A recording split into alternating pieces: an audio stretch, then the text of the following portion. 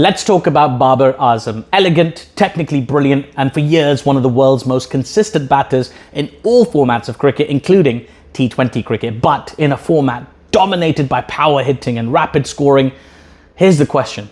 Was he ever truly great, or has his performance declined so far over time that we can no longer consider him as such? Today, I'm going to break down the numbers from World Cups, PSL seasons, and T20 internationals to find out if Babar Azam is or was or can be a great T20 batter. Before we dive into the trends, let's look at his overall T20 credentials. According to aggregated stats across T20 cricket, international plus league, basically all professional T20 cricket, Babar has scored over 10,400 runs at a strike rate of around 129 and an average in the mid-40s. With 87 50s and 11 centuries, he also ranks amongst the most consistent score makers in global T20 history.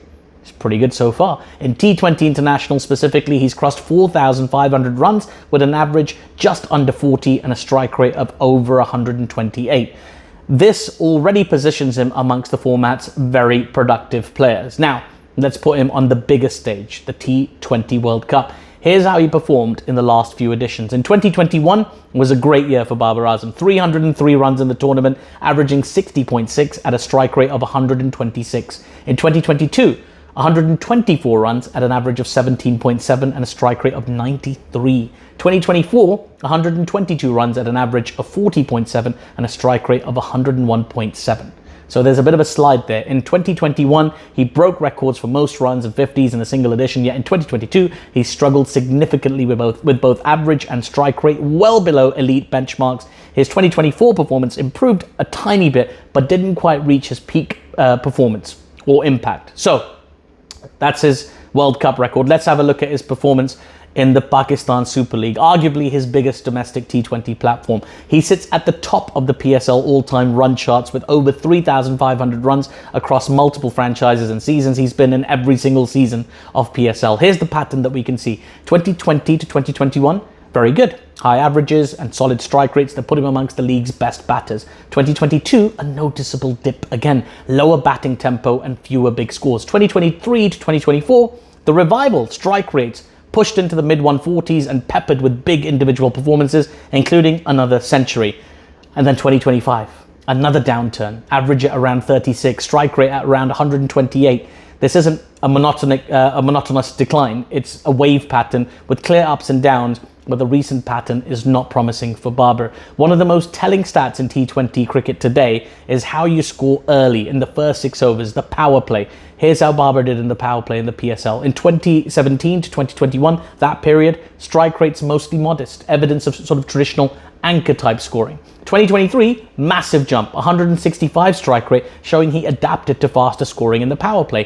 2024, still strong, around 148. And then 2025, that sharp drop in power play scoring, reflecting real frustration against fast scoring expectations. This matches the narrative. When Babar scores quickly early, Babar is devastating. But he struggled to consistently maintain that in recent years, both internationally and domestically.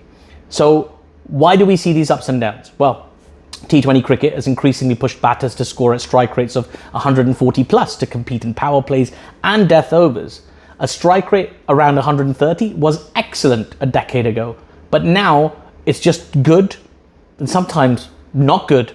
So that expectation has changed. During phases in 2022 and beyond, Pakistan's team's experimentations and rotating batting orders, they could have caused disrupted consistency.